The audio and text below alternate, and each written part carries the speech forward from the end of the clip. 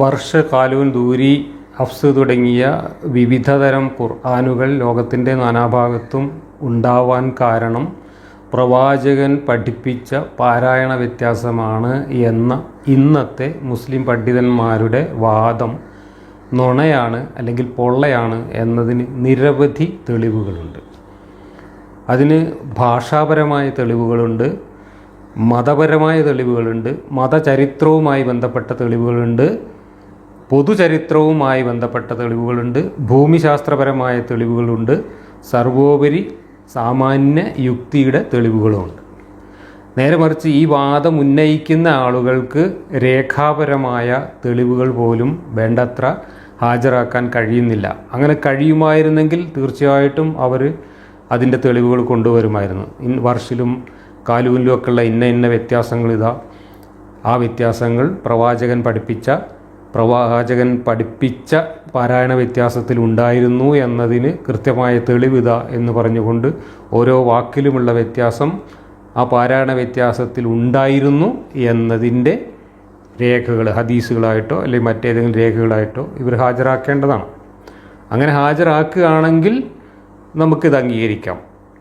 അംഗീകരിക്കുന്നതിന് യാതൊരു ബുദ്ധിമുട്ടുമില്ല. ഇപ്പോൾ നമ്മൾ മനസ്സിലാക്കിയ കാര്യം വെച്ചുകൊണ്ടാണ് നമ്മൾ പറയുന്നത്. ഇനി അങ്ങനെ അംഗീകരിച്ചാൽ തന്നെ അവിടെ ആരാണ് പരാജയപ്പെടുന്നത്? വള്ളി പുള്ളി കുത്തുകോമ വ്യത്യാസമില്ലാതെ ഖുർആൻ സംരക്ഷിച്ചു എന്നും ലോകത്തെല്ലായിടത്തും കുത്തും കോമയും വ്യത്യാസമില്ലാത്ത ഒരേ ഖുർആനേ ഉള്ളൂ എന്നും ലോകമാകെ പെരുമ്പറ കൊട്ടി തള്ളിമറിച്ച് പ്രചരിപ്പിച്ച ഇസ്ലാമിസ്റ്റുകൾ തന്നെയാണ് പരാജയപ്പെടുന്നത്. അപ്പോൾ നമ്മൾ പറയുന്നത് ഖുർആനിൽ അല്ലറ ചില്ലറ വ്യത്യാസങ്ങൾ ഉണ്ടായി, ലോകത്ത് പലയിടത്തും പല മുസ്ഹഫുകളും വ്യത്യസ്തമായി എന്നത് നമ്മളെ സംബന്ധിച്ചിടത്തോളം ഒരു വിഷയമല്ല, പ്രശ്നമല്ല. പക്ഷേ അത് പ്രശ്നമാകുന്നത് അങ്ങനെ ഇല്ല എന്ന് ഇത്രയും കാലം ലോകം മുഴുവൻ പ്രചരിപ്പിച്ച ഇസ്ലാമിസ്റ്റുകളുടെ തള്ള് പൊളിഞ്ഞു എന്ന് ബോധ്യമാകുമ്പോഴാണ്. അപ്പോഴാണ് പലരും, പ്രത്യേകിച്ച് ക്രിസ്തു മതത്തിനെയൊക്കെ മേക്കിട്ട് കയറാൻ വേണ്ടിയിട്ടാണ് ഈ വാദവുമായിട്ട് ഇസ്ലാമിസ്റ്റുകൾ രംഗത്ത് വന്നത്. പാശ്ചാത്യ നാടുകളിലൊക്കെ പോയിട്ട് നിങ്ങളെ ബൈബിൾ അങ്ങനെയാണ്, അതിനകത്ത് വ്യത്യാസങ്ങളുണ്ട്, അതിനകത്ത് ഒരുപാട് വേരിയേഷൻസ് ഉണ്ട്, ഞങ്ങളെ ഖുർആൻ നോക്കൂ, കുത്തുപോകുന്ന വ്യത്യാസമില്ല, ലോകത്തെല്ലായിടത്തും ഒന്ന് എന്ന് തള്ളിമറിച്ചത് കൊണ്ടാണ് ഇന്ന് അവരൊക്കെ ക്രിസ്ത്യാനികളും അതുപോലെ മതവിമർശകരും ഒക്കെ ഇത് വലിയ ആഘോഷമായിട്ട് ലോകത്ത് പ്രചരിപ്പിക്കുന്നത്. അപ്പോൾ അതിൻ്റെ ഉത്തരവാദികൾ ഈ രീതിയിൽ കള്ളം പ്രചരിപ്പിച്ച ആളുകളാണ്. ഇത് കള്ളമാണ് എന്നറിഞ്ഞുകൊണ്ടല്ല ഇവിടെ പല പണ്ഡിതന്മാരും ഇത് പ്രചരിപ്പിച്ചത്. അവർ ആത്മവിശ്വാസത്തോടു കൂടി അത് സത്യസന്ധമായിട്ട് പ്രചരിപ്പിച്ചതാണ് എന്നതാണ് ഇപ്പോൾ മൗദൂദിയുടെയൊക്കെ തഫ്ഹീമുൽ ഖുർആനിലൊക്കെ വായിച്ചപ്പോൾ നമുക്ക് മനസ്സിലായത്. അദ്ദേഹമൊക്കെ വെല്ലുവിളിക്കുകയാണ്. അങ്ങനെ ഒരു കുത്തുകോമയും വ്യത്യാസമുള്ളൊരു ഖുർആൻ ഉണ്ടെങ്കിൽ കൊണ്ടുവരൂ എന്ന് പറഞ്ഞ് വെല്ലുവിളിക്കുന്ന രീതിയിലാണ് എഴുതി വെച്ചിട്ടുള്ളത്. അതുകൊണ്ടാണ് ഇത് ഇസ്ലാം വിരുദ്ധർക്ക് വലിയ ആഘോഷമായി മാറുകയും ഇസ്ലാമിസ്റ്റുകൾക്ക് വലിയ പരാജയമായി മാറുകയും ചെയ്യുന്നത്. ഇനി നിങ്ങളിപ്പോൾ പറയുന്ന ഈ ഒരു കാര്യം പ്രവാചകൻ്റെ കാലത്തുള്ള പാരായണ വ്യത്യാസമാണ് ഈ വർഷിലും കാലൂനിലും ദൂരിയിലും ഒക്കെ ഉള്ളത് എങ്കിൽ അതിൻ്റെ തെളിവുകൾ നിങ്ങൾ കൊണ്ടുവരേണ്ടതാണ്. അതല്ല എന്നതിൻ്റെ തെളിവുകളാണ് നമ്മൾ ചർച്ചയ്ക്ക് വെക്കുന്നത്. അതിൽ ഭാഷാപരമായ തെളിവുകൾ കൃത്യമായിട്ട് നമുക്ക് ചൂണ്ടിക്കാണിക്കാൻ കഴിയും. ഭൂമിശാസ്ത്രപരവും ചരിത്രപരവുമായ തെളിവുകളും നമുക്ക് ചൂണ്ടിക്കാണിക്കാൻ കഴിയും. ഞാനത് ആദ്യം പറയാം. ഭൂമിശാസ്ത്രപരമായ തെളിവ് ഒന്ന്, ഉസ്മാൻ ഖുർആൻ കൊടുത്തയക്കുന്ന കാലത്ത്, ഉസ്മാൻ്റെ ഭരണകാലത്ത് ഇസ്ലാമിന് കീഴടങ്ങിയിട്ടില്ലാത്ത അതിവിദൂരമായിട്ടുള്ള രാജ്യങ്ങളായിരുന്നു ഇന്നത്തെ മൊറോക്കോയും അൾജീരിയയും ടുണീഷ്യയും ലിബിയയുമൊക്കെ. ആ രാജ്യങ്ങളിലൊന്നും ഇസ്ലാം ഉസ്മാൻ്റെ കാലത്ത് എത്തിയിട്ടില്ല. അങ്ങോട്ട് അതിൻ്റെ അടുത്തേക്ക് എത്തിയിട്ടേ ഉള്ളൂ. പിന്നെയും കുറേ കാലം കഴിഞ്ഞിട്ടാണ് അങ്ങോട്ടൊക്കെ ഇസ്ലാം പടർന്ന് കയറുന്നത്. അപ്പോൾ ഇസ്ലാം എത്തിയിട്ടില്ലാത്ത ഈ വിദൂരദേശങ്ങളിൽ ഖുർആനിൽ ഇത്തരം വ്യത്യാസങ്ങൾ കാണുന്നു എന്നതും, എന്നാൽ ഇസ്ലാമിൻ്റെ കേന്ദ്രമായിരുന്ന അറേബ്യയ്ക്ക് ചുറ്റുമുള്ള രാജ്യങ്ങളിൽ ഈ വ്യത്യാസമുള്ള ഖുർആൻ ഇല്ല എന്നതും ഭൂമിശാസ്ത്രപരമായി തെളിയിക്കുന്ന കാര്യം ഇത് പിന്നീട് അവിടെ ഉണ്ടായ വ്യത്യാസമാണ് എന്ന് തന്നെയാണ്. നിങ്ങൾ പറയുന്നത് പോലെ നബിയുടെ പാരായണ വ്യത്യാസമാണ് ഇത് എങ്കിൽ എങ്ങനെ ഉസ്മാൻ്റെ കാലത്ത് ഇസ്ലാമിന് കീഴടങ്ങിയിട്ടില്ലാത്ത മൊറോക്കോയിലും ലിബിയയിലുമൊക്കെ ഈ നബിയുടെ പാരായണ രീതി അനുസരിച്ച് ഉസ്മാൻ കൊടുത്തയച്ച ഖുർആനിൽ നിന്ന് വ്യത്യസ്തമായ ഖുർആൻ എത്തി? ആരാണ് അവിടെ നബിയുടെ പാരായണം എത്തിച്ചത്? ഏത് കാലത്താണ് എത്തിച്ചത്? ഇതിന് മറുപടി പറയണം. ചരിത്രപരമായിട്ട് നിങ്ങൾ പറയുന്നത് ബ്ലണ്ടറാണ് എന്നതിൻ്റെ തെളിവാണത്. നേരെ മറിച്ച് അവിടെ രൂപപ്പെട്ടതാണ് അറബി ഭാഷ. കൃത്യമായിട്ട് അറേബ്യയിൽ നിന്നുള്ള അറബി ഭാഷ അങ്ങോട്ട് എത്തുന്നതിന് മുമ്പ് ഖുർആൻ്റെ ലിഖിത രൂപങ്ങൾ അവിടെ എത്തിയതുകൊണ്ട് ആ ലിഖിത രൂപങ്ങൾ നോക്കി കുറേശ്ശൊക്കെ ഇത് ഓതാനും വായിക്കാനും അറിയാവുന്ന ആളുകൾ അത് വായിച്ചപ്പോൾ അബദ്ധത്തിൽ സംഭവിച്ച മാറ്റങ്ങളാണ് ഇത് എന്ന് യുക്തിപരമായി തന്നെ നമുക്ക് തെളിയിക്കാൻ കഴിയും. അതുകൊണ്ടുകൂടിയാണ് ഭൂമിശാസ്ത്രപരമായും ചരിത്രപരമായും ഭാഷാപരമായും ഉള്ള തെളിവുകൾ നിങ്ങളുടെ വാദത്തിന് എതിരാണ് എന്ന് ഞാൻ പറയുന്നത്. ഇനി ഭാഷാപരമായിട്ടുള്ള തെളിവുകൾ എന്താണ്? പാരായണ വ്യത്യാസം ആണെങ്കിൽ ഒരിക്കലും സംഭവിക്കാൻ പാടില്ലാത്ത, പാരായണ വ്യത്യാസത്തിൽ ഒരിക്കലും ഉണ്ടാവാൻ സാധ്യതയില്ലാത്ത മാറ്റങ്ങളാണ് കാലൂനിലും വർഷിലും കാണുന്നത്.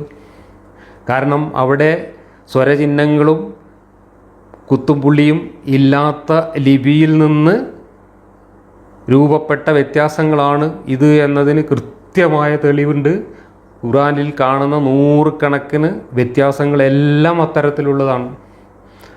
അക്ഷരങ്ങൾക്ക് കുത്തിട്ടപ്പോൾ താഴെ ഇടേണ്ടത് മേലോട്ട് മാറി, സ്വരചിഹ്നങ്ങൾ ഇടേണ്ടത് മുകളിലിടേണ്ട ചിഹ്നം താഴെ ഇട്ടു, അതുപോലെ അകാര ചിഹ്നം ഇടേണ്ടടുത്ത് ഇകാര ചിഹ്നം ഇട്ടു, തിരിച്ചിട്ടു. ഇങ്ങനെ ചിഹ്നങ്ങൾ മാറിയതിൻ്റെയും കുത്തും പുള്ളി അങ്ങോട്ടും ഇങ്ങോട്ടും മാറിയതിൻ്റെയും ഫലമായിട്ട് വന്ന വാക്കുകളിലുള്ള വ്യത്യാസമാണ് ഈ ഖുർആനുകൾ തമ്മിൽ ഏറ്റവും കൂടുതലല്ല, മുഴുവൻ വ്യത്യാസങ്ങളും അങ്ങനെയാണ് കാണപ്പെടുന്നത്. അതിൻ്റെ അർത്ഥം എന്താണ്? പാരായണം ചെയ്യുമ്പോൾ അങ്ങനെയുള്ള വ്യത്യാസങ്ങൾ ഉണ്ടാക്കിയിട്ട് പാരായണം ചെയ്യേണ്ട യാതൊരു ആവശ്യമില്ല. ഇപ്പോൾ നബി പഠിപ്പിച്ച പാരായണമാണ് ഇത് എങ്കിൽ ഇന്ദ എന്നത് ഇബാദു എന്നാക്കേണ്ട കാര്യമില്ല, അല്ലെങ്കിൽ ഇബാദു എന്നത് ഇന്ദയായി മാറേണ്ട യാതൊരു കാര്യമില്ല. മിസ്കീൻ എന്നത് മസാക്കീനാവേണ്ട കാര്യമില്ല. അതുപോലെ ഒരുപാട് വ്യത്യാസങ്ങൾ നമ്മൾ പരിശോധിച്ചാൽ അറിയാം. അങ്ങനെയുള്ള വ്യത്യാസങ്ങൾ ഒരിക്കലും നബി പഠിപ്പിച്ച ഒരു പാരായണ വ്യത്യാസമാവാൻ ഒരു സാധ്യതയില്ല. അർത്ഥം മാറുന്ന തരത്തിൽ വാക്കുകൾ മാറ്റിക്കൊണ്ട് എന്തിനാണ് പാരായണ വ്യത്യാസം പഠിപ്പിക്കുന്നത്? അള്ളാഹു ലൗഹിൽ മഹ്ഫൂദിൽ തയ്യാറാക്കി വെച്ചിട്ട് ഇങ്ങോട്ട് കൊടുത്തയച്ച പുസ്തകം എന്നൊക്കെ തള്ളുമ്പോൾ ആ പുസ്തകത്തിൽ എന്തായാലും ഇങ്ങനെ വാക്കുകൾ മാറേണ്ട ആവശ്യമില്ലല്ലോ. അത് പാടുന്ന രീതിയിൽ, പാരായണം ചെയ്യുന്ന രീതിയിൽ മാറ്റമുണ്ടാവാം, അത് സ്വാഭാവികമാണ്. അത് ഏത് പാട്ടായാലും ഏത് കവിതയായാലും ഏത് ഗ്രന്ഥം വായിക്കുകയാണെങ്കിലും നമുക്ക് ആ വായനയുടെ ട്യൂണും ടോണൊക്കെ മാറ്റിയിട്ട് വായിക്കാൻ പറ്റും. അത് ഭാഷയുടെ വ്യത്യാസം അനുസരിച്ച് മാറും. പക്ഷെ വാക്കുകൾ അർത്ഥം മാറുന്ന തരത്തിൽ മാറി എന്ന് പറഞ്ഞാൽ അത് പാരായണ വ്യത്യാസമാവാൻ സാധ്യതയില്ല. പ്രത്യേകിച്ച് ഈ ചിഹ്നങ്ങൾ അങ്ങോട്ടും ഇങ്ങോട്ടും മാറിയതുകൊണ്ട് വാക്കുകൾ മാറി എന്ന് പറഞ്ഞാൽ അതിൻ്റെ അർത്ഥം ചിഹ്നങ്ങളില്ലാത്ത ലിപിയിൽ നിന്ന് വന്നിട്ടുള്ള അബദ്ധജടിലമായിട്ടുള്ള മാറ്റങ്ങളാണ് ഈ മാറ്റങ്ങൾക്ക് കാരണമെന്ന് തന്നെയാണ്. ഇനി എന്തൊക്കെയാണ് ഈ വർഷിലും കാലൂനിലും നമ്മുടെ ഖുർആനിലുമുള്ള പ്രധാനപ്പെട്ട വ്യത്യാസങ്ങൾ എന്ന് നമുക്ക് പരിശോധിച്ച് നോക്കാം. അത് പരിശോധിക്കുമ്പോൾ ഞാൻ ഈ പറഞ്ഞ കാര്യങ്ങൾ വളരെ കൃത്യമായിട്ട് എല്ലാവർക്കും ബോധ്യപ്പെടും. മറ്റൊരു പ്രധാനപ്പെട്ട തെളിവ് ലിബിയയിലും മൊറോക്കോയിലും ടുണീഷ്യയിലും ഒക്കെയുള്ള ഖുർആനുകൾ, കാലൂനും വർഷും ദൂരിയും, ഈ 3 ഖുർആനുകളും തമ്മിൽ വലിയ അന്തരങ്ങളില്ല എന്നുള്ളതാണ്. ഈ 3 ഖുർആനും അന്തരമുള്ളത് ഹഫ്സ് ഖുർആനുമായിട്ടാണ്. ലോകത്ത് ഭൂരിപക്ഷം ആളുകൾ നമ്മൾ ഉപയോഗിക്കുന്ന ഹഫ്സ് ഖുർആനുമായിട്ട് താരതമ്യം ചെയ്യുമ്പോഴാണ് ഈ 3 ഖുർആനിലും ഏറ്റവും കൂടുതൽ വ്യത്യാസങ്ങൾ കാണുന്നത്. എന്നാൽ അവ തമ്മിൽ വളരെ കുറച്ച് വ്യത്യാസങ്ങളേ ഉള്ളൂ. അതിൻ്റെ അർത്ഥം ഭൂമിശാസ്ത്രപരമായിട്ട് അറേബ്യയിൽ നിന്ന് വളരെ വിട്ടുകിടന്നിരുന്ന, ഉസ്മാൻ്റെ കാലത്ത് ഇസ്ലാമിന് കീഴടങ്ങിയിട്ടില്ലാത്ത ഈ വിദൂരദേശങ്ങളിൽ പിന്നീട് ഉസ്മാൻ്റെയൊക്കെ കാലശേഷമായിരിക്കാം ഈ ഖുർആൻ്റെ കോപ്പികളൊക്കെ എത്തിയത്. അങ്ങനെ എത്തിയപ്പോഴേക്കും അവിടെ വന്നിട്ടുള്ള മാറ്റങ്ങൾ, അതല്ലെങ്കിൽ യഥാർത്ഥത്തിൽ ഇതിൻ്റെ പാരായണം എന്താണ് എന്നറിയാത്ത ആളുകൾ അവിടെ പാരായണം പഠിപ്പിച്ചപ്പോൾ വന്നിട്ടുള്ള മാറ്റങ്ങളായിരിക്കാം ഇത്. ഇനി ഉസ്മാൻ്റെ കാലത്ത് ഇങ്ങനെ അറാഫും പുള്ളിയില്ലാത്ത, കുത്തും പുള്ളിയും ചിഹ്നങ്ങളും ഇല്ലാത്ത ഖുർആൻ എഴുതി കൊടുത്തയക്കുമ്പോൾ അത് പാരായണത്തിൻ്റെ രീതിയിൽ ഏകീകരിച്ചു എന്ന് പറയുന്നിടത്തും ഒരു സംശയമുണ്ട്. എങ്ങനെയാണ് ഇത് പാരായണം ചെയ്യുക എന്നുള്ളത് എങ്ങനെയാണ് ലിപിയിൽ കൂടെ പ്രകടിപ്പിക്കാൻ കഴിയാത്ത ഒരു സാഹചര്യത്തിൽ ഉസ്മാൻ എങ്ങനെയാണ് ലോകം മുഴുവൻ ഒരേ പാരായണം പഠിപ്പിച്ചത് ഇത് വെച്ചിട്ട്?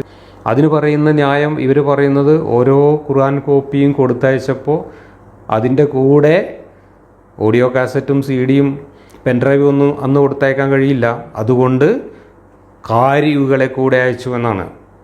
ഒരേ പാരായണത്തിൽ ഖുറൈശി രീതിയിൽ പാരായണം ചെയ്യുന്ന കാരിയുകളെ, അതായത് പാരായണക്കാരായ ആളുകളെ ഈ കിതാബ് കൊടുത്തയക്കുമ്പോൾ അതിൻ്റെ കൂടെ പറഞ്ഞയച്ചിട്ട് അവർ അതവിടെ പഠിപ്പിച്ചു കൊടുത്തുകൊണ്ട് ഇതിൻ്റെ പാരായണം ഏകീകരിച്ചു എന്നൊക്കെയാണ് ഇവർ പറയുന്നത്. അങ്ങനെ പാരായണത്തിന് ഓഡിയോ വേർഷൻ ഒപ്പം കൊടുത്തയച്ചുകൊണ്ട് മാത്രമേ പാരായണ വ്യത്യാസമില്ലാതെ ഈ ലിപിയിൽ എഴുതിയ ഒരു ഖുർആൻ എല്ലായിടത്തും എത്തിക്കാൻ കഴിയൂ, എത്തിച്ചുകൊണ്ട് കാര്യമുള്ളൂ. അല്ലെങ്കിൽ അത് മാറ്റം വരും.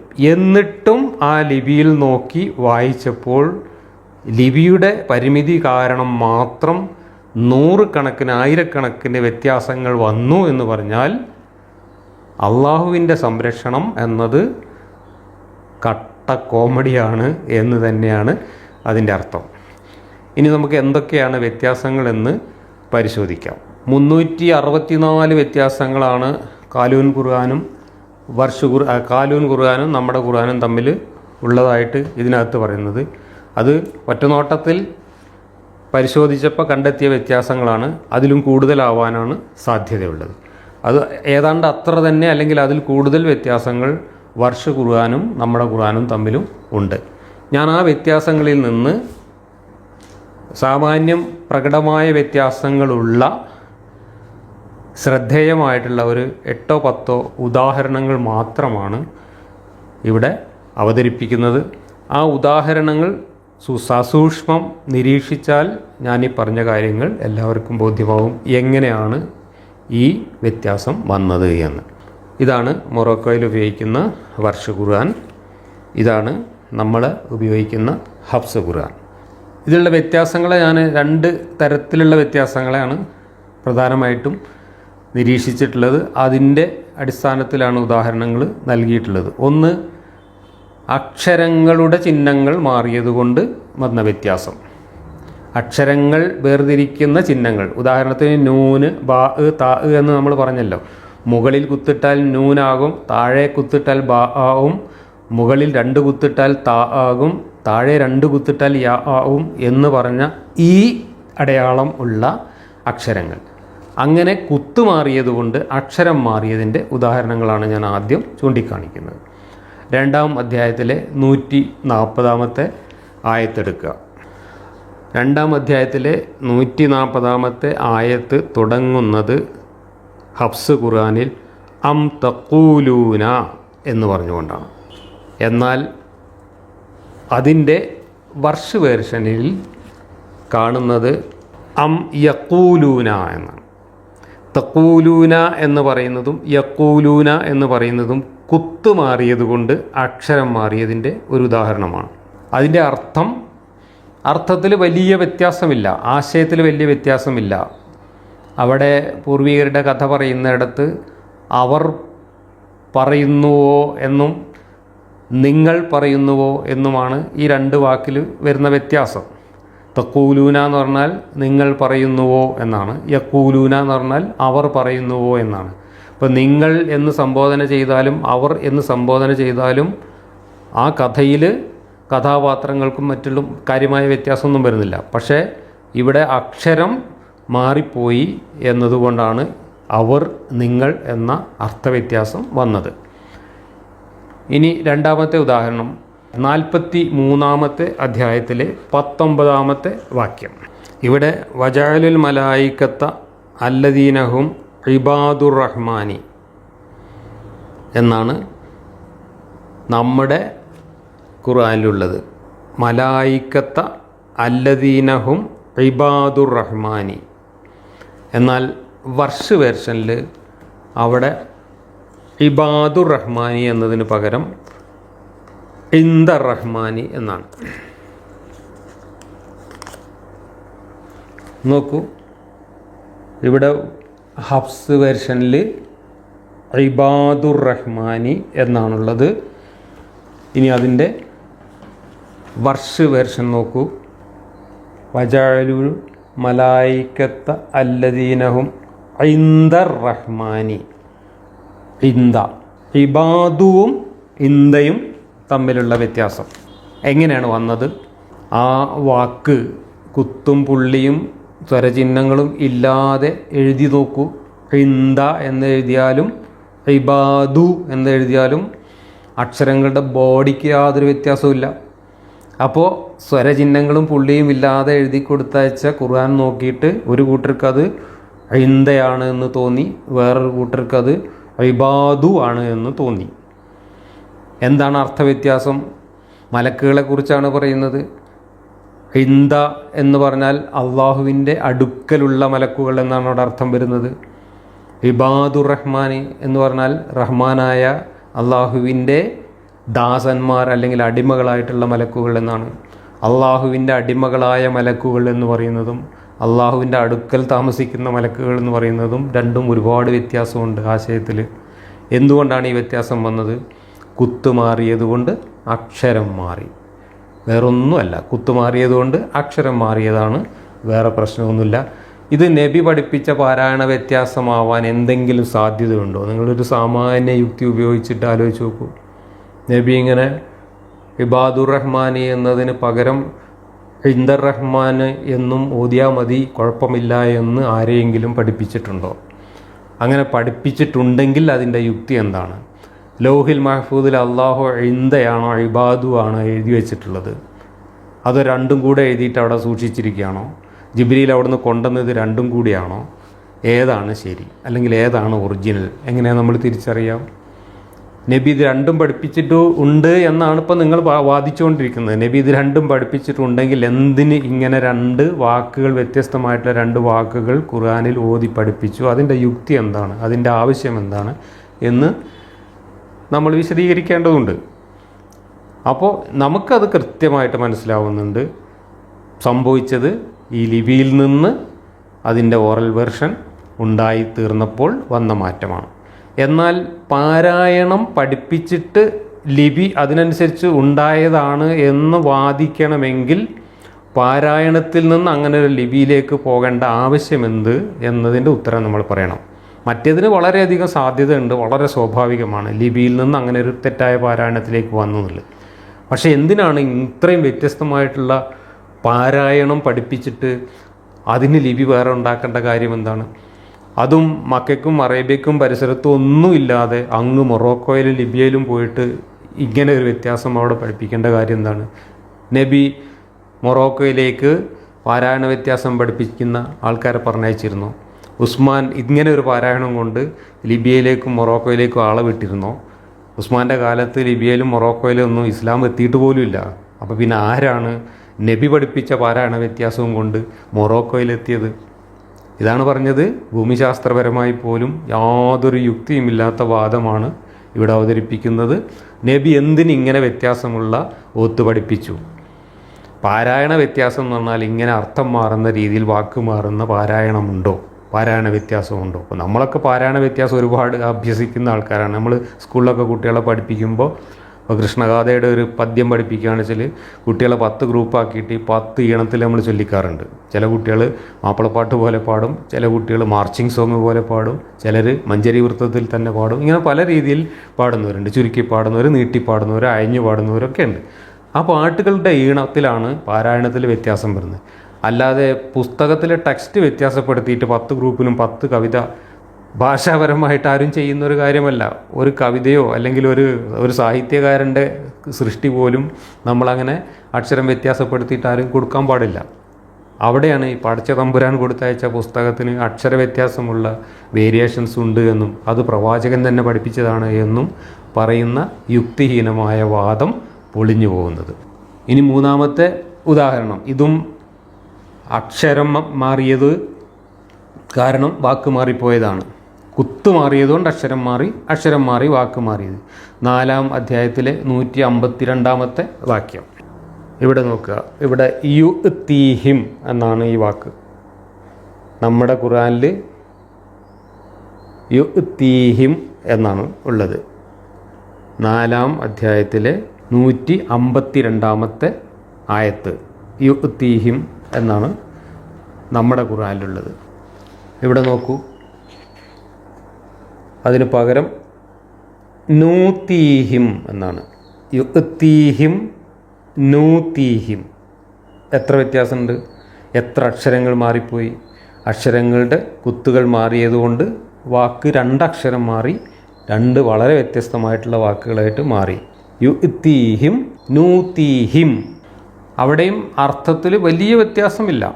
ഒന്ന് ഹി വിൽ എന്നാണ് യുഅ്തീഹിം എന്ന് പറഞ്ഞാൽ, നൂതീഹിം എന്ന് പറഞ്ഞാൽ വി വിൽ, നമ്മൾ ചെയ്യും എന്നാണ്, അവൻ ചെയ്യുമെന്നാണ് യുഅ്തീഹിം എന്നതിൻ്റെ അർത്ഥം.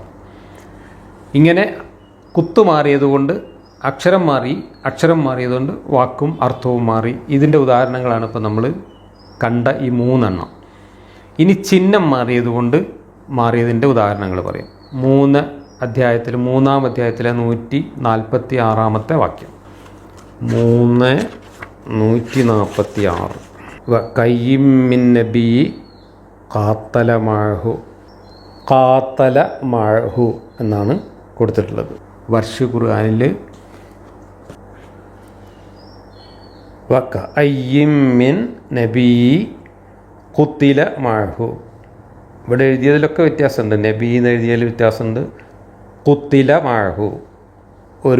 അവിടെ കാത്തല മഅഹു ആയിരുന്നു, ഇവിടെ ഖുത്തില മഅഹു ആയിരുന്നു. ചിഹ്നങ്ങളാണ് മാറിയത്, 2 ചിഹ്നങ്ങൾ മാറി. അതുകൊണ്ട് കാത്തല ഖുത്തിലയായി. കാത്തല എന്ന് പറഞ്ഞാൽ യുദ്ധം ചെയ്തു എന്നാണ്. ഖുത്തില എന്ന് പറഞ്ഞാൽ കൊല്ലപ്പെട്ടു എന്നാണ്. കൊല്ലപ്പെട്ടു എന്ന് പറയുന്നതും യുദ്ധം ചെയ്തു എന്ന് പറയുന്നതും ഒന്നാണോ? ഇത്രയും വ്യത്യാസമുള്ള പാരായണ വ്യത്യാസമൊക്കെ പ്രവാചകൻ പഠിപ്പിച്ചിട്ടുണ്ടോ? ഇത്രയും വ്യത്യാസമുള്ള പാരായണ വ്യത്യാസം വരുന്ന രീതിയിലാണോ ലൗഹിൽ മഹ്ഫൂദിൽ അള്ളാഹു ഖുർആൻ എഴുതി വെച്ചിട്ടുള്ളത്? ഇത്രയും വ്യത്യാസമുള്ള ഖുർആനുകളും കൊണ്ടാണോ ജിബ്രീൽ അവിടെ നിന്ന് ഇങ്ങോട്ട് ആകാശത്ത് നിന്ന് ഇറങ്ങി വന്നത്? ഇതാണ് നമ്മുടെ ചോദ്യം. എന്നാൽ കാത്തലയും കുത്തലയും ഒരേപോലെ എഴുതാവുന്ന ഒരു ലിപിയിൽ ലിബിയയിലേക്ക് കൊടുത്തയച്ചപ്പോൾ അവിടെയുള്ള ആളുകൾ വായിച്ച് അത് കുത്തില ആയിപ്പോയി, ഇവിടെ ഉള്ളവരത് കാത്തല ഓതിയപ്പോൾ അവർ കുത്തില ഓതി എന്ന് പറയുന്നത് വളരെ സ്വാഭാവികമായി സംഭവിക്കാവുന്നതാണ്. മറ്റേത് അള്ളാഹു ലൗഹിൽ മഹ്ഫൂദിൽ നിന്ന് കുത്തിലയും കാത്തലയും കൂടെ കൊടുത്തയച്ചു എന്ന് പറയുന്നത് യുക്തിക്ക് നിരക്കുന്നതല്ല. പ്രവാചകൻ അള്ളാഹുവിൻ്റെ വചനം കുത്തില എന്നും കാത്തല എന്നും നിങ്ങൾ ഓദിക്കോ എന്ന് പറഞ്ഞിട്ട് പാരായണം പഠിപ്പിച്ചു എന്ന് പറയുന്നതിലും യുക്തിയൊന്നുമില്ല. അപ്പോൾ സംഭവിച്ചത് ഈ ലിപി നോക്കി വായിച്ചപ്പോൾ സംഭവിച്ച തെറ്റുകളാണ്, അല്ലെങ്കിൽ വ്യത്യാസങ്ങളാണ്. ഇതേപോലെ തന്നെ 21-ാം അധ്യായത്തിൽ 4-ാമത്തെ വാക്യം ഖാല റബ്ബി യഅലമു എന്നാണ് തുടക്കം. 21-ാം അധ്യായത്തിലെ 4-ാം വാക്യത്തിൻ്റെ തുടക്കത്തിൽ ഖാല എന്നാണ്, പറഞ്ഞു എന്നാണ് ഖാല എന്ന വാക്കിൻ്റെ അർത്ഥം. 21-ാം വാക്യത്തിലെ 4-ാം വാക്യം ഖുൽ റബ്ബി യഅലമു, ഇവിടെ കുൽ എന്നാണ്. ഖാല കുൽ. എന്തുവാ രണ്ടും തമ്മിലുള്ള വ്യത്യാസം? കുൽ എന്ന് പറഞ്ഞാൽ പറയുക എന്ന ആജ്ഞയാണ്, ഖാല എന്നാൽ പറഞ്ഞു എന്ന പ്രസ്താവനയാണ്. അത് പാസ്റ്റ് ടെൻസിലാണ് പറഞ്ഞിരിക്കുന്നത്, ഇത് ഫ്യൂച്ചർ ടെൻസിൽ ഒരു നിർദ്ദേശമാണ്. കുൽ പറയുക. ഇത് വളരെയധികം വ്യത്യസ്തമായിട്ടുള്ള അർത്ഥമാണ് വരുന്നത്. കാല കുൽ ആവാൻ കാരണം കാലയ്ക്കും കുല്ലിനും ചിഹ്നങ്ങൾ കയ്യും കാലും ഉണ്ടായിരുന്നില്ല, രണ്ടും ഒരുപോലെയാണ്. അപ്പോൾ ഏതാണ് എന്ന് തിരിച്ചറിയാൻ കഴിഞ്ഞില്ല, അതുകൊണ്ട് അങ്ങനെ ഓതി, അങ്ങനെ എഴുതി. 28-ാം അധ്യായത്തിലെ 48-ാമത്തെ വാക്യം കാലു സിഹ്റാനി. ഇങ്ങനെ ഇവിടെ സിഹ്റാനി എന്നാണ് കൊടുത്തിട്ടുള്ളത്. സിഹ്റാനി എന്ന് പറഞ്ഞാൽ 2 മാജിക്കുകൾ, 2 ജാലവിദ്യകൾ എന്നാണ് അർത്ഥം, അല്ലെങ്കിൽ 2 കൂടോത്രങ്ങൾ എന്നാണ് അർത്ഥം. സിഹ്റാനി. ഇവിടെ വർഷിൽ കാലു സാഹിറാനി. സാഹിറാനി എന്ന് പറഞ്ഞാൽ 2 മാരണക്കാർ, അല്ലെങ്കിൽ 2 മജീഷ്യന്മാർ, 2 ജാലവിദ്യക്കാർ എന്നാണ് അർത്ഥം. അപ്പോൾ നമ്മുടെ ഖുർആനിൽ 2 ജാലവിദ്യകൾ എന്നും വർഷ ഖുർആനിൽ 2 ജാലവിദ്യക്കാർ എന്നുമാണ് എഴുതി വച്ചിട്ടുള്ളത്. അപ്പോൾ സിഹ്റാനിയും സാഹിറാനിയും രണ്ടും ഒന്നല്ല, വളരെ വ്യത്യാസമുള്ള 2 സാധനങ്ങളാണ്. ആ വ്യത്യാസം വരാൻ കാരണം ചിഹ്നങ്ങൾ വ്യത്യാസം വന്നു. കാരണം ചിഹ്നങ്ങളില്ലാതെ എഴുതുമ്പോൾ അത് രണ്ടും ഒരുപോലെയാണ് എഴുതുക. അത് വായിച്ചപ്പോൾ 2 കൂട്ടർക്ക് 2 രീതിയിലുള്ള ചിഹ്നങ്ങൾ വന്നു, വാക്ക് മാറിപ്പോയി, അർത്ഥം മാറിപ്പോയി. 2-ാം അധ്യായത്തിലെ 184-ാമത്തെ വാക്യം, അതിൽ തഅമു മിസ്കീൻ, തഅമു മിസ്കീൻ എന്നാണ് കൊടുത്തിട്ടുള്ളത്. ഇവിടെ നോമ്പ് ഉപേക്ഷിക്കുന്ന ഒരാൾ ഒരു ദിവസം നോമ്പ് ഉപേക്ഷിച്ചാൽ ഒരു മിസ്കീന് തഅമു കൊടുക്കുക, ഒരു മിസ്കീന് ഭക്ഷണം കൊടുക്കുക എന്നാണ് പറയുന്നത്, തഅമു മിസ്കീൻ. എന്നാൽ അത് വർഷിലെത്തുമ്പോൾ തഅമി മസാക്കീൻ. നേരത്തെ നമ്മുടെ ഖുർആനിൽ തഅമു മിസ്കീനായിരുന്നെങ്കിൽ ഇതിനകത്ത് തഅമി മസാക്കീൻ. അവിടെ 3 മിസ്കീനുകൾക്ക് ഭക്ഷണം കൊടുക്കണം, അല്ലെങ്കിൽ 3-ൽ കൂടുതൽ കൊടുക്കണം. മസാക്കീൻ എന്ന് പറഞ്ഞാൽ 2-ൽ കൂടുതൽ ഉള്ളവരെ കുറിച്ചാണ് പറയുക. അപ്പോൾ 3 മിസ്കീനുകൾക്കെങ്കിലും ഭക്ഷണം കൊടുത്താലേ മൊറോക്കോയിലും അൾജീരിയയിലും നോമ്പ് ഉപേക്ഷിച്ചവർക്ക് പ്രായശ്ചിത്തമാവുകയുള്ളൂ. എന്നാൽ നമ്മുടെ നാട്ടിലും സൗദി അറേബ്യയിലുമൊക്കെ ഒരാൾക്ക് ഭക്ഷണം കൊടുത്താൽ മതി, അത് പ്രായശ്ചിത്തമായി പരിഗണിക്കപ്പെടും. അപ്പോൾ ഇവിടെ കർമ്മശാസ്ത്ര വിധി തന്നെ മാറിപ്പോവുകയാണ്. കർമ്മശാസ്ത്ര വിധി മാറുന്ന തരത്തിലൊക്കെയുള്ള വ്യത്യാസം പാരായണ വ്യത്യാസമായിട്ട് നബി പഠിപ്പിച്ചു എന്ന് പറഞ്ഞാൽ നബിക്ക് കാര്യമായ കുഴപ്പമുണ്ട് എന്നാണ് അർത്ഥം. അത്രയും വ്യത്യാസമുള്ള കർമ്മശാസ്ത്ര വിധി തന്നെ വ്യത്യാസപ്പെടുത്തിക്കൊണ്ട് പലതരത്തിലുള്ള ആയത്തുകൾ ആകാശത്ത് എഴുതി വെച്ചിട്ട് അത് ഇങ്ങോട്ട് കൊടുത്തയച്ചു എന്ന് പറഞ്ഞാൽ അത് കൊടുത്തയച്ച അള്ളാഹുവിനും ശരിയായ വെളിവില്ല എന്ന് തന്നെയാണ് അതിൻ്റെ അർത്ഥം. എന്നാൽ അള്ളാഹുവിനും നബിക്കൊക്കെ വെളിവില്ല എന്ന് വിശ്വസിക്കുന്നതിനേക്കാൾ നല്ലത് അറബി ഭാഷയുടെ ലിപിക്ക് കയ്യും കാലും ഇല്ലാത്തതുകൊണ്ട് സംഭവിച്ച അബദ്ധം എന്ന് വിചാരിക്കുന്നതാണ്. കാരണം തഅമു മിസ്കീൻ എന്ന് എഴുതുന്നതും തഅമി മസാക്കീൻ എന്ന് എഴുതുന്നതും ചിഹ്നങ്ങളില്ലാതെ എഴുതുമ്പോൾ ഒരുപോലെ ആയിരിക്കും. ചിഹ്നങ്ങൾ വരുമ്പോഴാണ് അങ്ങോട്ടും ഇങ്ങോട്ടും മാറിപ്പോവുക. അതുകൊണ്ടാണ് ആ വാക്ക് മാറിയത് എന്ന് കരുതുന്നതാണ് യുക്തി, അതാണ് സത്യം. ഇനി 2-ാം അധ്യായത്തിലെ 132-ാമത്തെ വാക്യം, അതിൻ്റെ തുടക്കം വവസ്വാ എന്നാണ് തുടക്കം. വവസ്വാ എന്നും പറഞ്ഞിട്ടാണ് ആ ആയത്ത് തുടങ്ങുന്നത്. 2:132. 2:132 വർഷിൽ തുടങ്ങുന്നത് വ ഔസ എന്നാണ്. അപ്പുറത്ത് വ വസ്സ എന്നായിരുന്നെങ്കിൽ ഇവിടെ വ ഔസ എന്നാണ്. അർത്ഥം വ്യത്യാസമുണ്ട്. ഒന്ന് നിർബന്ധിച്ചു എന്നാണ്, വേറൊന്ന് നിർദ്ദേശിച്ചു എന്നാണ്. നിർബന്ധിച്ചു എന്ന് പറയുന്നതും നിർദ്ദേശിച്ചു എന്ന് പറയുന്നതും ആശയപരമായിട്ട് വ്യത്യാസമുണ്ട്. 57-ാം അധ്യായത്തിലെ 24-ാം വാക്യം, അതിനകത്ത് അല്ലാഹു ഹുവ ഗനിയുൽ ഹമീദ്, അല്ലാഹ ഹുവൽ ഗനിയുൽ ഹമീദ് എന്നാണ് ആ വാക്യത്തിൻ്റെ അവസാനം. ഈ ഹുവ വർഷിലെത്തുമ്പോൾ കാണാനില്ല. ഫ ഇന്നല്ലാഹ ഗനിയുൽ ഹമീദ്, ഇവിടെ ഹുവ എന്നുള്ള വാക്ക് കാണാതെ പോയിരിക്കുന്നു. ഇപ്പോൾ ഒരു ഹുവ എന്ന വാക്ക് തന്നെ കാണാതെ പോയി. എന്തിനാണ് ഒരു വാക്ക് കളഞ്ഞുകൊണ്ട് വാക്യം മാറ്റി പാരായണം ചെയ്യുന്നത് എന്നറിയില്ല. ഇനി 30-ാം അധ്യായത്തിലെ 22-ാം വാക്യം, അതിൻ്റെ അവസാനത്തിൽ ആയാത്തില്ലിൽ ആലിമീൻ എന്നാണ്. ഇവിടെ ആലിമീൻ എന്നാണ്. ആലിമീങ്ങൾക്ക് ആയാത്തുണ്ട്, ദൃഷ്ടാന്തമുണ്ട്. ആലിമീൻ എന്ന് പറഞ്ഞാൽ പണ്ഡിതന്മാർ, അറിവുള്ളവർ എന്നൊക്കെയാണ് അർത്ഥം. എന്നാൽ ഇവിടെ ആർക്കാണ് ദൃഷ്ടാന്തം? വർഷിലാർക്കാണ് ദൃഷ്ടാന്തം നോക്കുക. ആലമീൻ, ഇവിടെ ആലിമീൻ അല്ല ആലമീനാണ്. കിസ്ർ ഫത്തഹായി മാറിയതാണ്. ആലിമീൻ ആലമീനായി. വാക്കിൽ വളരെ ചെറിയ വ്യത്യാസമുള്ളൂ, പക്ഷേ അർത്ഥം വളരെ വലിയ വ്യത്യാസമാണ്. ആലിമീൻ എന്ന് പറഞ്ഞാൽ പണ്ഡിതന്മാർ എന്നാണ് അർത്ഥം. പണ്ഡിതന്മാർക്ക് ദൃഷ്ടാന്തമുണ്ട് എന്നാണ് പറയുന്നത്. എന്നാൽ ആലമീന് ദൃഷ്ടാന്തമുണ്ട് എന്നാകുമ്പോൾ ദുനിയാവിന് മൊത്തം അല്ലെങ്കിൽ ലോകങ്ങൾക്ക് മൊത്തം ദൃഷ്ടാന്തമുണ്ട് എന്നാണ്. ലോകങ്ങൾക്ക്, ഉലകങ്ങൾക്ക് ദൃഷ്ടാന്തമുണ്ട് എന്ന് പറയുന്നതും പണ്ഡിതന്മാർക്ക് ദൃഷ്ടാന്തമുണ്ട് എന്ന് പറയുന്നതും തമ്മിൽ എന്തെങ്കിലും ബന്ധമുണ്ടോ? ആശയപരമായി യാതൊരു ബന്ധവുമില്ല. പക്ഷേ വാക്കിൽ വളരെ ചെറിയൊരു വ്യത്യാസമുള്ളൂ. ഒരു ഫത്തഹ് ഒരു കിസ്ർ അങ്ങോട്ടും ഇങ്ങോട്ടും മാറിയിട്ടേ ഉള്ളൂ. ആശയം വളരെ വലുതായിട്ട് മാറിപ്പോയി. ആലിമീൻ ആലമീൻ ആകുന്ന രീതിയിൽ അള്ളാഹു ലൗഹിൽ മഹ്ഫൂദിൽ 2 തരം ഖുർആൻ എഴുതി വെച്ചിട്ടുണ്ടോ? ആലിമീൻ ആലമീൻ ആകുന്ന തരത്തിലാണ് ഓതേണ്ടത്, അങ്ങനെ 2 വ്യത്യസ്തമായ ഓത്തുണ്ട് എന്ന് പഠിപ്പിക്കാൻ വേണ്ടിയിട്ട് ഉസ്മാൻ കൊടുത്തയച്ച കിതാബിൻ്റെ കൂടെ ഒരു പാരായണക്കാരനെ മൊറോക്കോയിലേക്ക് പറഞ്ഞയച്ചിട്ടുണ്ടോ? മൊറോക്കോയിൽ ഉസ്മാൻ്റെ കാലത്ത് ഇസ്ലാമില്ല. പിന്നെ എങ്ങനെയാണ് നബി പഠിപ്പിച്ച പാരായണം എന്ന് പറഞ്ഞുകൊണ്ട് ആലിമീൻ ആലമീൻ ആകുന്ന തരത്തിലുള്ള വ്യത്യാസം മൊറോക്കോയിലും ലിബിയയിലും എത്തിയത്?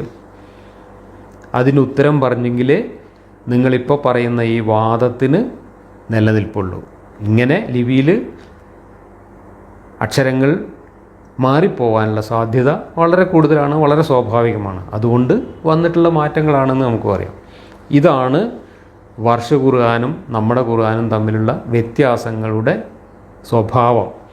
അക്ഷരങ്ങളുടെ പുള്ളിയും കുത്തും അക്ഷരങ്ങളുടെ സ്വരചിഹ്നങ്ങളും പരസ്പരം മാറിയതുകൊണ്ട് വാക്കുകൾ മാറിപ്പോയതിൻ്റെ വ്യത്യാസങ്ങളാണ് ഈ 2 ഖുർആനിലും അല്ലെങ്കിൽ ഈ 4 ഖുർആനിലും നമുക്ക് കാണാൻ കഴിയുന്നത്. ആ വ്യത്യാസങ്ങൾ വന്നത് നബി പഠിപ്പിച്ച പാരായണ വ്യത്യാസമാണ് എന്ന് ഇപ്പോൾ പറയുന്ന ആളുകൾ കഴിഞ്ഞ 19 കൊല്ലമായിട്ട് ലോകമാകെ പ്രചരിപ്പിച്ചത് വള്ളി പുള്ളി കുത്തുകോമ വ്യത്യാസമില്ലാത്ത രീതിയിൽ ഖലീഫ ഉസ്മാൻ ഒരു ഖുർആൻ ഏകീകരിച്ച് ഖുറൈശികളുടെ പാരായണ രീതിയിലേക്കും ഖുറൈശികളുടെ ലിപി രീതിയിലേക്കും ഏകീകരിച്ച് സ്റ്റാൻഡേർഡൈസ് ചെയ്തിട്ടാണ് എല്ലായിടത്തേക്കും കൊടുത്തയച്ചത്. അതൊഴികെയുള്ള വേറെ എല്ലാ കോപ്പികളും അദ്ദേഹം നശിപ്പിച്ചിട്ടുണ്ട്. പിന്നെ ആ കോപ്പിയെ ഉസ്മാൻ കൊടുത്തയച്ച ഉസ്മാനി മുസ്ഹഫിനെ അള്ളാഹു കാത്തു സംരക്ഷിച്ചിട്ടുണ്ട്. എത്രത്തോളം എന്നാൽ കുത്തോ കോമയോ വള്ളിയോ പുള്ളിയോ മാറ്റമില്ലാതെ സംരക്ഷിച്ചിട്ടുണ്ട്. ഇതായിരുന്നു ഇസ്ലാമിസ്റ്റുകൾ കേരളത്തിലും ലോകത്തെ എല്ലായിടത്തും കഴിഞ്ഞ 50 കൊല്ലത്തിലേറെയായി പ്രചരിപ്പിച്ചുകൊണ്ടിരുന്നത്. പ്രത്യേകിച്ച് പാശ്ചാത്യരായ ക്രിസ്ത്യാനികളെയും മറ്റും മേക്കിട്ട് കയറാൻ അവരുടെ ബൈബിളിനെ കുറ്റപ്പെടുത്തിക്കൊണ്ട് അവിടേക്ക് ഇസ്ലാമിനെ ഇടിച്ചു കയറ്റാൻ വേണ്ടിയിട്ടാണ് ഈ തള്ള് അവർ നടത്തിയത്. ആ തള്ള് പൊളിഞ്ഞതാണ് ഇപ്പോൾ ഇവരെ പ്രതിസന്ധിയിലാക്കിയത്. ഇപ്പോൾ അവർ പറയുന്നു ഇത് നബി പഠിപ്പിച്ച പാരായണ വ്യത്യാസമാണ്. എന്നാൽ പിന്നെ ഈ പാരായണ വ്യത്യാസം നബി പഠിപ്പിച്ചിട്ടുണ്ടെങ്കിൽ അതനുസരിച്ച് വ്യത്യസ്തമായ ഖുർആനുകൾ ലോകത്തുണ്ടെങ്കിൽ ആ കാര്യം നിങ്ങൾക്ക് പറയാമായിരുന്നില്ലേ? ഞാൻ ഇന്നലെ വായിച്ച ഖുർആനിൻ്റെ 3 പ്രധാനപ്പെട്ട മലയാളം തഫ്സീറുകളിൽ ആമുഖമായിട്ട് ഖുർആൻ എന്ന ഗ്രന്ഥം മുസ്ഹഫ് എങ്ങനെ ഉണ്ടായി എന്ന് വിശദീകരിക്കുന്ന ഭാഗത്ത് എവിടെയെങ്കിലും ഈ പാരായണ വ്യത്യാസമുള്ള ഖുർആന് ടെക്സ്റ്റ് വ്യത്യാസമുള്ള ഖുർആൻ ലോകത്ത് നിലനിൽക്കുന്നുണ്ട് എന്നും വ്യത്യാസമുണ്ട് എന്നും പറഞ്ഞത് നിങ്ങൾ കണ്ടോ? അങ്ങനെ പറഞ്ഞില്ല എന്ന് മാത്രമല്ല, വ്യത്യാസം ഇല്ലാതാക്കി ഉസ്മാൻ കൊടുത്തയച്ചു. അള്ളാഹു സംരക്ഷിച്ചത് കാരണം എവിടെയും ഒരു വ്യത്യാസവുമില്ല, വ്യത്യാസമുണ്ടെങ്കിൽ കാണിച്ചു തരൂ എന്ന് പറഞ്ഞിട്ട് മൗദൂദിയൊക്കെ വെല്ലുവിളിക്കുന്നതാണ് നമ്മൾ കണ്ടത്. ഇതുകൊണ്ടാണ് ഇന്ന് ഇസ്ലാമിന് അവനവൻ കുഴിച്ച കുഴിയിൽ കിടന്ന് ഇങ്ങനെ നിലവിളിക്കേണ്ടി വന്നത്. ഒരുപാട് ആളുകൾ മറ്റുള്ളവരെ ചാക്കിട്ട് പിടിക്കാൻ വേണ്ടി വാരിക്കുഴി ഒരുക്കിയതിൻ്റെ ഫലമായിട്ട് നമ്മുടെ ആളുകൾ, നമ്മളെ വിശ്വാസികളായിട്ട് ഇവിടെ ഇതിനകത്ത് ഉണ്ടായിരുന്ന ആളുകൾ തന്നെ ചോർന്നു പോകുന്ന ഒരു ഗതികേടാണ് ഇസ്ലാമിന് വന്നുപെട്ടത്. അവനവൻ കുഴിച്ച കുഴിയിൽ അവനവൻ തന്നെ വീഴുന്ന അവസ്ഥ. വർഷും നമ്മുടെ ഹഫ്സും തമ്മിലുള്ള വ്യത്യാസങ്ങളാണ് നമ്മളിപ്പോൾ ചില ഉദാഹരണങ്ങളിലൂടെ പരിശോധിച്ചത്. ഇനി ഖാലൂനും നമ്മുടെ ഹഫ്സും തമ്മിലുള്ള വ്യത്യാസങ്ങൾ പരിശോധിച്ച് നോക്കാം. നമ്മുടെ ഹഫ്സ് ഖുർആനും ലിബിയക്കാരുടെ ഖാലൂൻ ഖുർആനും തമ്മിൽ 364 വ്യത്യാസങ്ങളുണ്ട്.